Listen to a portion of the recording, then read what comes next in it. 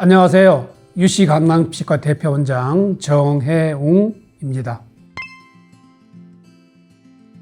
임시치아가 여러 종류가 있죠. 치아 하나만 했을 때, 임플란트 하나만 했을 때 옆에 치아 사이에 끼우는 게 있고, 아니면은 치아를 여러 개 해서 틀니 형태로 임시치아를 하는 경우가 있습니다. 보통 한 달에 2달 전에 거의 최종 보철물하고 거의 비슷한 정도의 임시치아를 만들어요. 그때 뭘 하느냐? 잇몸 라인, 모양, 그걸 다 체크를 해요. 그래서 환자분의 제일 맞는 걸 만들어주죠. 잇몸 라인이라든지 아니면 프로파일이라든지 또 잇몸이 올라가는 정도, 잇몸이 눌리는 정도를 다 만들어줘요. 그렇게 해서 최종 보철물하고 똑같은 보철물을 거의 한 달 정도 끼우게 있게 만들어요. 그러면 훨씬 더 우리가 잇몸 라인이라든지 스마일 라인이라든지 그런 부분을 더 잘 만들어줄 수 있어요. 근데 한국 사람들은 그러지 않아요. 아, 이게 굳었어요.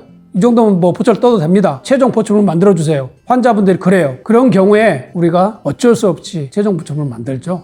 그러면 보철물 만들어 놓고 한 달 동안 임시로 한번 써보세요. 그러면은 한 달 뒤에 환자분이 와요. 그래가지고 뭐라고 그러냐면 이 부분이 마음에 안 들어요. 이 부분이 조금 이상해요. 잇몸이 죽었어요. 잇몸이 검게 보여요. 왜? 임시치아 기간을 제대로 안 거쳤기 때문에. 근데 어떤 분 같은 경우는 저는 최선의 결과를 만들어주세요. 그런 분 같은 경우는 임시치아만 해놓고도 최종 보철물 들어가기 한 달 전부터 임시치아를 만들어요. 그래서 잇몸 라인을 만들어줘요. 그러면 훨씬 더 최종 보철물이 잘 맞고 깔끔하게 되죠.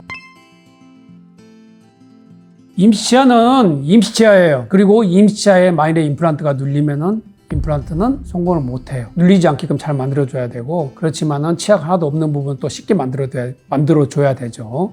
그게 상당히 어려운 부분이긴 하지만은 그런 부분을 잘 맞춰줘야 돼요. 그래서 환자분한테 우리가 이 부분, 이건 임시치아다. 어떻게 해야 된다. 어떻게 써야 된다. 아니면 이건 임시 틀리다. 그러니까 어떻게 해야 된다. 그런 주의사항을 말씀드립니다. 꼭 주의사항을 따라주셔야 돼. 그래야지 나중에 임플란트도 성공하고 최종 보충물도 이쁘게 나오고 환자분이 원하는 대로 잘 씹을 수 있게끔 만들어드려요. 환자분하고 또 우리가 말하는 의료진하고 꼭 공감이 이루어져야 된다는 거. 그게 제일 중요합니다. 임시치아는 중요합니다. 이게 나중에 최종 보철물 아니면은 우리가 나중에 교합 고경이라고 그래요. 턱의 높이 그걸 맞추는데 굉장히 중요한 부분이기 때문에 의료진이 말하는 거, 의료진이 하는 거 그 말을 꼭 따라주셔야 된다는 거. 그게 제일 중요합니다. 거기 씹어야죠. 거기에 맞게끔 만들어 드리긴 해요. 환자분이 어느 정도는 씹을 수 있게끔. 그러니까 꼭 못 씹어도 씹으면 안 된다.